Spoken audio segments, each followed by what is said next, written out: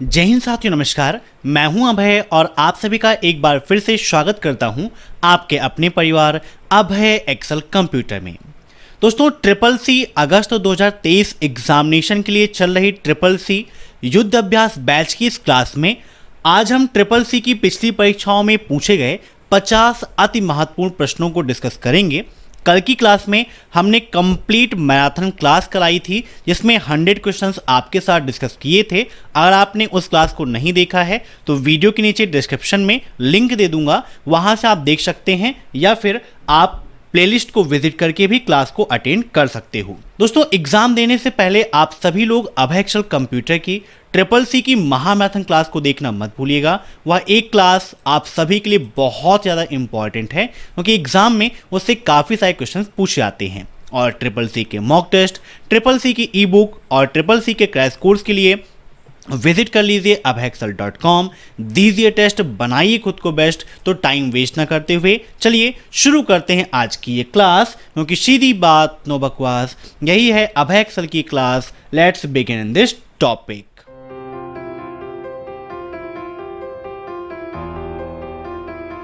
आज का पहला प्रश्न है, निम्नलिखित में से कौन सा साइबर अपराध नहीं है?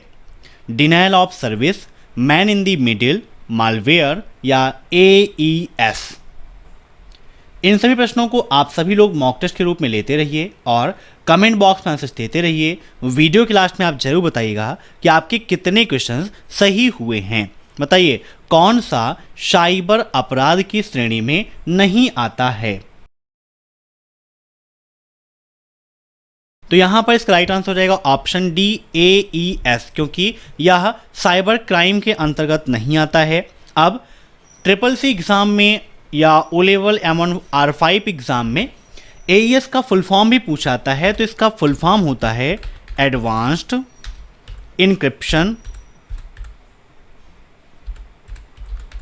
स्टैंडर्ड। ठीक है, याद रखिएगा, एडवांस इनक्रिप्शन स्टैंडर्ड होता है AES का फुल फॉर्म। यहाँ पर जो डिनायल ऑफ सर्विस है, मैन इन दी मिडिल है एंड मालवेयर जो है, ये क्या करता है, आपकी सुरक्षा में शेन लगाने का काम करता है, आपके डेटा को चुराने का काम करता है। मीन्स ये साइबर अपराध की श्रेणी में आता है, लेकिन ये साइबर अपराध की श्रेणी में नहीं है। अब नेक्स्ट, वॉइस मेल, ईमेल और ऑनलाइन सोशल नेटवर्क यह किसके उदाहरण हैं? कंप्यूटर संचार, टेली संचार, ब्रिज संचार या राउटर संचार। Voice mail, email and online social networks are example of. बताइए क्या होगा इसका राइट आंसर। तो यहां पर इसका राइट आंसर हो जाएगा, जो भी ये आपकी वॉइस मेल है या ऑनलाइन सोशल नेटवर्क है, सब आपकी टेली संचार के अंतर्गत आती है, टेली कम्युनिकेशन, ठीक है, नेटवर्किंग के अंतर्गत। अब नेक्स्ट, CVV में कितने अंक होते हैं? CVV 5, 7, 3 या फिर 9। अब CVV का फुल फॉर्म भी ट्रिपल सी एग्जाम में काफ़ी पूछा जाता है। तो CVV का फुल फॉर्म होता है कार्ड वेरिफिकेशन वैल्यू। क्या होता है? कार्ड वेरिफिकेशन वैल्यू होता है CVV का फुल फॉर्म। ठीक है, याद रखिएगा। और CVV में 3 डिजिट्स होते हैं। ये डिजिट्स आपको ATM कार्ड या डेबिट कार्ड के पीछे मिलता है, मीन्स बैक साइड में मिलता है। अब next, who is the one who does the work of calculation and logic? निम्न में से ऐसा कौन है जो गणना करने और तार्किक बातों के लिए वर्क किया जाता है? मीन्स कौन तार्किक और गणनाएं करता है? ALU, CU, MU या फिर नोटा।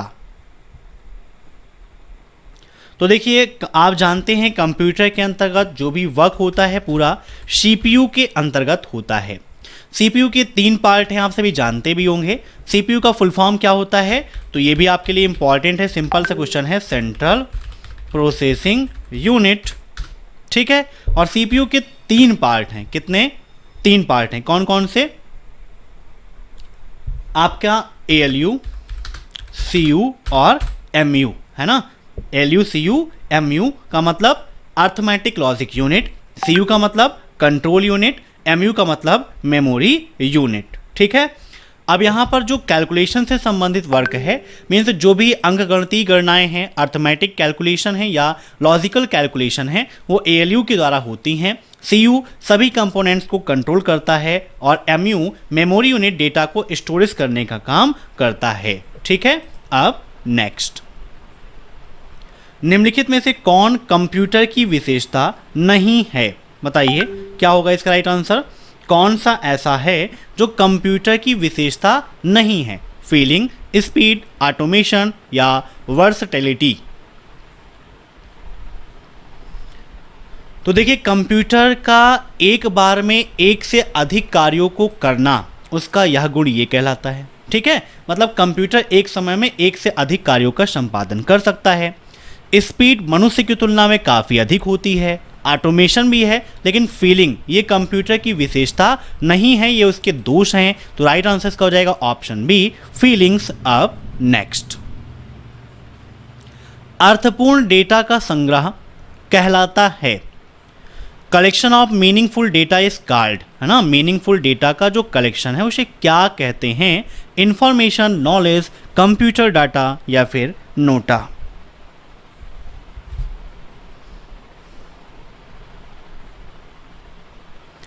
तो जो अर्थपूर्ण डेटा का संग्रह है वो इंफॉर्मेशन कहलाता है। Option first is right. अब नेक्स्ट, फायरफॉक्स क्या है? What is the Firefox? Website, web browser, search engine या वेदर नॉट? कह नहीं सकते। तो फायरफॉक्स आप सभी जानते हैं क्या है आपका, एक वेब ब्राउजर है ना। किस ब्रांड से रिलेटेड है या किस फैमिली से बिलोंग करता है, यह भी आपके लिए इंपॉर्टेंट है। तो मोजिला फैमिली से बिलोंग करता है आपका फायरफॉक्स ब्राउज़र। ठीक है, एग्जाम में पूछता भी है, तो याद रखिएगा मोजिला आपका फायरफॉक्स है। ठीक है, मोजिला फैमिली से बिलोंग करता है। और लैंग्वेज कौन सी यूज की गई इसमें, ये भी पूछता है। तो जावा स्क्रिप्ट यूज़ की गई थी। ठीक है, याद रखिएगा जावा स्क्रिप्ट। फायरफॉक्स कब रिलीज़ हुआ, यह भी आपके लिए इंपॉर्टेंट है, एग्जाम में पूछ सकता है। तो ये आपका 9 नवंबर 2004 को लॉन्च किया गया था, इस दिन रिलीज़ हुआ था। याद रखिएगा, काफ़ी इंपॉर्टेंट है। और किस लैंग्वेज में रिटर्न किया गया? तो सी लैंग्वेज में किया गया था, जावा स्क्रिप्ट में। HTML का भी नॉर्मली यूज़ किया गया है इसमें, सी लैंग्वेज का भी यूज़ किया गया है, रस्ट लैंग्वेज का भी यूज किया गया है, और भी कई लैंग्वेजेस इसमें यूज़ हुई हैं। ठीक है, याद रखिएगा। अब एक क्वेश्चन, प्रेजेंट टाइम पर कितनी लैंग्वेज में अवेलेबल है फायरफॉक्स?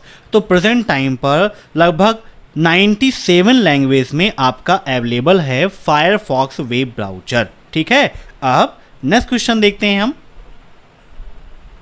कुछ अन्य ग्राहकों को नेट बैंकिंग का उपयोग करके फंड ट्रांसफर करने के लिए ग्राहक के नए पंजीकरण की आवश्यकता नहीं है।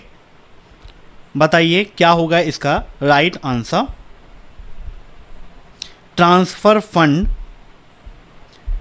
using net banking to some other customer, to new registration of the customer is not required. तो ये फॉल्स हो जाएगा। देखिए, नेट बैंकिंग के द्वारा जब आप किसी को भी पेमेंट करते हैं तो वहाँ पर आपको पहले उसकी आईडी क्रिएट करनी पड़ती है, उसका एक रजिस्टर्ड आपको करना पड़ता है, मतलब आपको अकाउंट पे ही बनाना पड़ता है। जिसको भी आपको पेमेंट सेंड करना है उसका अकाउंट आपको ऐड करना पड़ता है।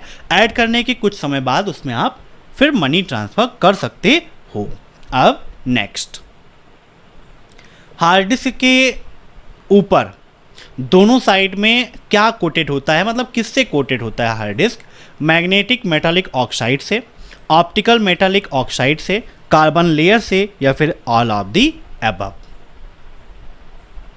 तो राइट आंसर हो जाएगा इसका option first, magnetic metallic oxide. अब नेक्स्ट, कौन सा कमांड डायरेक्टरी स्टॉक को प्रिंट करता है? बताइए, विच command print the directory stack?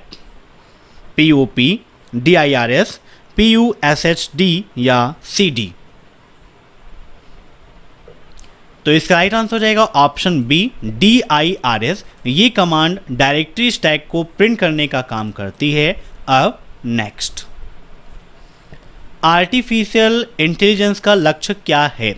What is the goal of AI, है ना, शॉर्टकट में आई बोलते हैं आर्टिफिशियल इंटेलिजेंस, जो डेवलप हुआ, लॉन्च हुआ 1956 में। जॉन मैकार्थी हैं इसके फादर, पूछा था फादर ऑफ एआई तो जॉन मैकार्थी। यहाँ पर इसका राइट आंसर क्या होगा, पहले ऑप्शन देख लेते हैं। टू सॉल्व आर्टिफिशियल प्रॉब्लम्स, कृत्रिम समस्याओं का समाधान करने के लिए।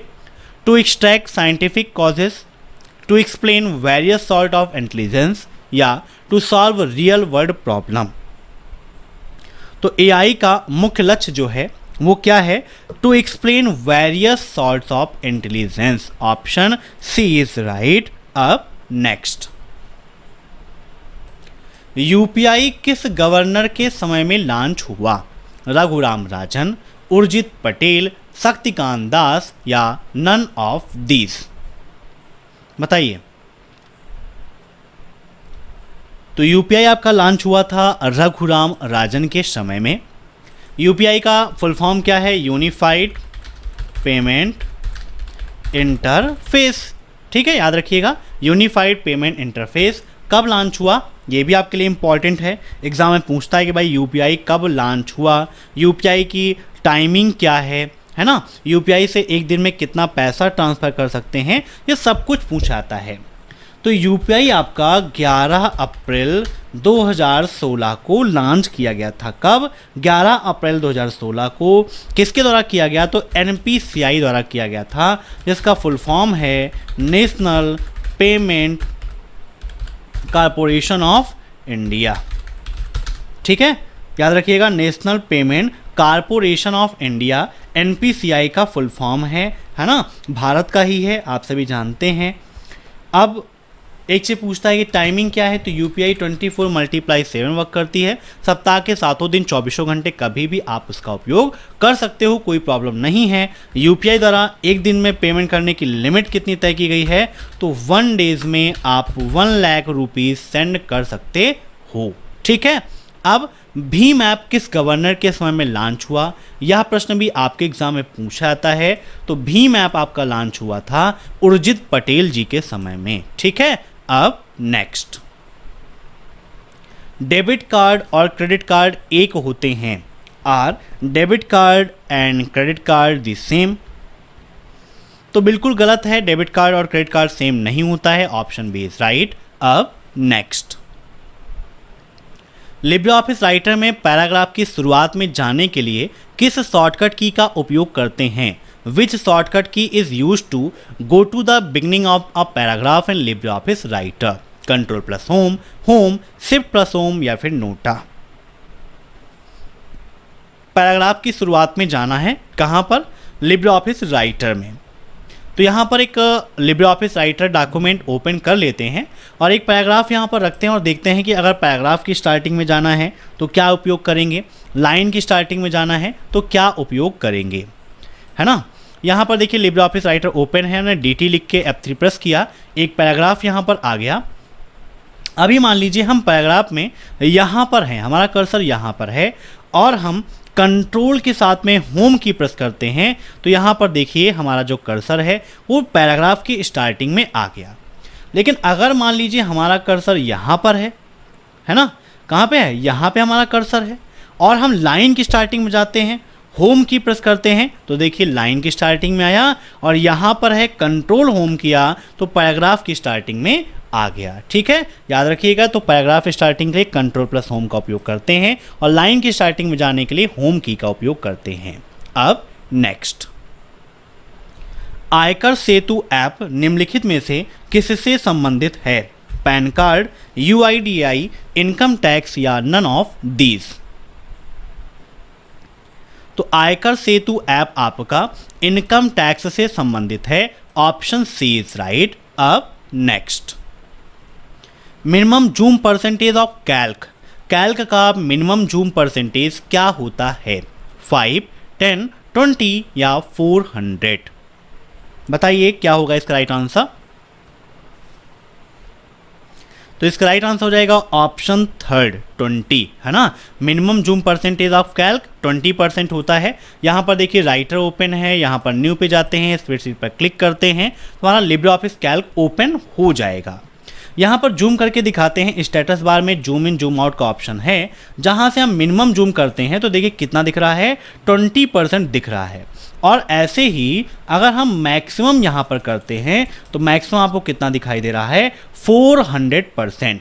तो मैक्सिमम 400% और मिनिमम कितना होता है, 20% होता है। अब नेक्स्ट, परम कैसा कंप्यूटर है? What kind of computer is परम? मेन फ्रेम, सुपर, मिनी या फिर नन ऑफ दीज? तो परम कंप्यूटर जो है आपका वो कैसा है, सुपर कंप्यूटर के अंतर्गत आता है। Option B is right. अब नेक्स्ट, किस पृष्ठ पर शीर्ष लेख या पाद लेख अभिलेख द्वारा मुद्रित होता है? हिंदी थोड़ा सा क्रिटिकल आपको यहाँ पर लगती है, इंग्लिश में आप पढ़ सकते हैं। On which page the header और footer is printed by record. यहाँ से आसानी से आप समझ गए। अब यहाँ पर शीर्ष लेख या पाद लेख लिखा है, मतलब ये होता है हेडर और ये होता है फुटर। तो आपने पढ़ा सब कुछ है लेकिन हिंदी पढ़े, अरे ये तो यार कभी पढ़ा ही नहीं, कंफ्यूज हो जाओगे। तो इंग्लिश वाला भी आप देख लीजिएगा, सिंपल सा है क्योंकि शुद्ध हिंदी यहाँ पर आपको मिलती है। तो यहाँ पर पूछा है कि on which page the header और footer is printed by record. आपके ऑप्शंस हैं home page, last page, first page या एवरी पेज। बताइए क्या होगा इसका राइट आंसर। कई बार ये क्वेश्चन आपका एग्जाम में रिपीट हुआ है, तो इसका हो जाएगा ऑप्शन डी, एवरी पेज। ठीक है, सभी पेजेस में प्रिंट होता है। Option D is right. अब next, MQTT stand for. MQTT का फुल फॉर्म क्या है? तो इसका फुल फॉर्म है MQ telemetry transport. Option D is right. अब नेक्स्ट, एक निष्पादन योग्य फाइल का मार्ग निर्धारित करने के लिए किस कमांड का उपयोग किया जाता है? विच, वेयर, VEXEC या what? What command used to determine the path of an executable file is? तो इसका राइट आंसर हो जाएगा ऑप्शन फर्स्ट, विच। ठीक है, याद रखिएगा, निष्पादन योग्य फाइल का मार्ग निर्धारित करने के लिए विच कमांड का उपयोग किया जाता है। अब next, in TDM slots are further divided into. TDM में किसी slots co dot dot dot में विभाजित किया गया है, मतलब किस में विभाजित किया गया है ये यहाँ पर पूछा है। सेकेंड्स में, फ्रेम्स में, पैकेट्स में या फिर बिट्स में। टीडीएम का मतलब क्या है? Time division multiplexing. नोट कर लीजिएगा, एग्जाम में पूछ सकता है कि टीडीएम का फुल फॉर्म क्या होता है। तो इसका फुल फॉर्म है टाइम डिवीजन मल्टीप्लेक्सिंग। ठीक है, याद रखिएगा टीडीएम का फुल फॉर्म यही होता है। तो यहाँ पर इसका राइट आंसर हो जाएगा ऑप्शन बी, फ्रेम्स। ठीक है, अब नेक्स्ट, यस नो फील्ड का साइज सदैव 1 बाइट होता है। सॉरी, यहाँ पर देखिए ये पूछा है कि साइज कितना होता है ना? तो 1 बाइट होता है, क्वेश्चन में लिख गया है बाय मिस्टेक से, राइट आंसर 1 बाइट हो जाएगा। यहाँ पर मेन क्वेश्चन ये था कि यस नो फील्ड का साइज सदैव कितना होता है, तो 1 बाइट होता है। ठीक है, अब नेक्स्ट, सिफर टेक्स्ट क्या है? What is cipher text? बताइए, डिसिफरिंग, इनक्रिप्टेड टेक्स्ट, प्लेन टेक्स्ट या नोटा? तो इनक्रिप्शन के बाद के टेक्स्ट को बोलते हैं सिफर टेक्स्ट। याद रखिएगा, इनक्रिप्टेड टेक्स्ट को ही हम बोलते हैं सिफर टेक्स्ट और इनक्रिप्शन के पहले के टेक्स्ट को हम बोलते हैं प्लेन टेक्स्ट। अब नेक्स्ट, कौन सा नेटवर्क राष्ट्र संचार में उपलब्ध है? Which network is available in the nation communication? Local area network, wide area network, metropolitan area network या नेशनल एरिया नेटवर्क? तो नेटवर्क संचार जो राष्ट्र के लिए हो, मीन्स बड़ी भौगोलिक दूरी, तो right answer wide area network वैन में होता है। ठीक है, बड़ी भौगोलिक दूरी के लिए। और किसी ऑफिस की बात करें, किसी बिल्डिंग की बात करें तो लैन, लोकल एरिया नेटवर्क। और अगर हम किसी शहर की बात करें, किसी क्षेत्र की बात करें तो वहाँ पर मैन, मेट्रोपॉलिटन एरिया नेटवर्क। अब नेक्स्ट, निम्न में से किस मॉडल में इलेक्ट्रॉनिक घटक संचालित होते हैं? BCD, डेसिमल, EBC, DIC या बाइनरी? क्या होगा इसका राइट आंसर, फटाफट बताइए। तो यहां पर राइट आंसर हो जाएगा ऑप्शन डी, बाइनरी। अब नेक्स्ट, शिफ्ट के कथन में शिफ्ट के संबंध में कौन सा कथन सही है? Started function from 1977, is a non profitable unit, is for financial data sharing या ऑल ऑफ दी एबव? बताइए, शिफ्ट के कथन में या शिफ्ट के संबंध में कौन सा कथन सही है? तो राइट आंसर इसका ऑल ऑफ दी एबव, क्योंकि ये सारी बातें सही हैं। अब next, equal count 3, A, 2, B का मान क्या होगा? 2, 4, 3 या फिर 5? तो यहां पर देखिए हम यूज कर लेते हैं equal count 3, A, 2, B, bracket close और एंटर। तो यहाँ पर 2 आया, 2 कैसे आया? तो काउंट फार्मूला जो है ये नंबर की काउंटिंग करता है, तो यहाँ पर 2 ही नंबर हैं, बाकी 2 टेक्स्ट है, कैरेक्टर है, इसीलिए यहाँ पर आंसर कितना आया? 2। अगर यहाँ पर अभी हम C लिख दें, यहाँ पर हम D लिख दें, ठीक है, तो यहाँ पर आंसर क्या आ जाएगा आपका? 0। क्यों? क्योंकि यहाँ पर कोई नंबर है ही नहीं, ठीक है, याद रखिएगा। तो सिर्फ नंबर की काउंटिंग करता है, तो राइट आंसर इसका 2। अब नेक्स्ट, संवर्धित और आभासी वास्तविकता एक ही चीज है, augmented and virtual reality is the same thing, true या फॉल्स? बताइए।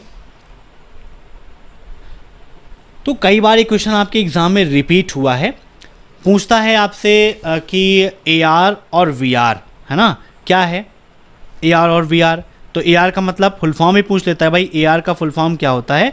तो AR का फुल फॉर्म क्या होता है? ऑगमेंटेड रियलिटी, और वर्चुअल रियलिटी होता है VR का मतलब, ठीक है। तो आप कह सकते हैं कि AR और VR लगभग एक ही चीज़ हैं। Option first is right. अब नेक्स्ट, कैल्क में विंडो को विभाजित करने के लिए निम्न में से किसका उपयोग करते हैं? बताइए, विंडो को डिवाइड करने के लिए किसका उपयोग करते हैं? तो व्यू और स्प्लिट विंडो का उपयोग करते हैं विंडो को डिवाइड करने के लिए। अब नेक्स्ट, निम्न में से कौन सा कैल्क में चार्ट प्रकार है? बताइए, कौन सा ऐसा है जो कैल्क में चार्ट का एक प्रकार है? बबल, सर्कल, बैलून या फिर हेलो? तो यहाँ पर देखिए कैल्क ओपन कर लेते हैं, इंसर्ट पे जाते हैं, चार्ट पे क्लिक करते हैं, यहाँ पर ऑप्शन ओपन हो जाएगा चार्ट विजार्ड का, जहाँ पर आप देख सकते हो column, bar, pi, area, line, XY scatter, bubble, net, stock, column and line, इतने प्रकार के चार्ट दिए गए हैं। यहाँ पर ऑप्शन में सिर्फ बबल ऐसा है जो चार्ट का प्रकार है, बाकी सर्कल, बैलून और हेलो ये चार्ट के प्रकार नहीं हैं। 10 प्रकार के चार्ट आपको वहाँ पर अवेलेबल मिलते हैं, ठीक है। अब नेक्स्ट, इंटेल द्वारा अपना पहला 8 बिट माइक्रो प्रोसेसर डिज़ाइन करने के लिए निम्नलिखित में से किस तकनीकी का प्रयोग किया गया था? NMOS, HMOS, PMOS या फिर TTL? तो इसका राइट आंसर हो जाएगा PMOS का उपयोग किया गया था। अब नेक्स्ट, ईमेल एड्रेस में दूसरे हिस्से के साथ क्या जुड़ा होता है? What is associated with the second part in email address? User name, domain name, profile name या फिर नोटा? तो दूसरे हिस्से के साथ क्या जुड़ा होता है? यूज़र नेम जुड़ा होता है। देखिए पहला हिस्सा क्या है? यूज़र नेम है, बीच में @ है, और फिर दूसरा हिस्सा क्या है? डोमेन नेम होता है। यही 2 पार्ट हैं, यूज़र नेम और डोमेन नेम। इन दोनों को जोड़ने का काम करता है @ और तोड़ने का काम भी करता है @। अब next, BCC stand for, BCC का फुल फॉर्म क्या है? Black carbon copy, blind carbon copy, blind copy carbon या फिर नोटा? तो BCC का full form blind carbon copy होता है। Option B is right. अब नेक्स्ट, ईमेल के द्वारा किस प्रकार की फाइल संलग्नक से नहीं भेजी जा सकती है? Which type of file can not be sent as attachment through email? PDF, executable file, doc file या डॉक्स? तो जो एग्जीक्यूटेबल फाइल होती हैं वो आपके ईमेल से संलग्न करके नहीं सेंड की जा सकती हैं, याद रखिएगा। अब नेक्स्ट, निम्नलिखित में से किस स्थान पर सभी प्रकार के कमांड पाए जाते हैं? स्टैंडर्ड टूल बार, मेनू बार, ड्राइंग टूल बार या फॉर्मेटिंग टूल बार? तो सभी प्रकार के कमांड आपको कहां पर मिलते हैं? मेनू बार में मिलते हैं। Option D is right. अब नेक्स्ट, वैक्यूम ट्यूब का आविष्कार कब हुआ? When was the vacuum tube invented? 1910, 1955, 1904 या 1946? बताइए। तो वैक्यूम ट्यूब का आविष्कार हुआ था 1904 में। Option C is right. अब नेक्स्ट, किसी प्रोसेस को बैकग्राउंड में कैसे चलाएं? बताइए। प्रोसेस को बैकग्राउंड में चलाने के लिए निम्न में से किस कमांड का या किस चीज़ का उपयोग करते हैं, किस सिंबल का उपयोग करते हैं? ये क्वेश्चन यहाँ पर पूछा गया, बहुत इंपॉर्टेंट क्वेश्चन है।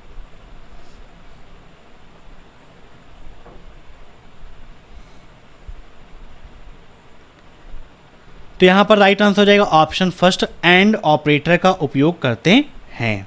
ठीक है। अब नेक्स्ट, कैल्क एक सिस्टम सॉफ्टवेयर है। बताइए, क्या कैल्क एक सिस्टम सॉफ्टवेयर है?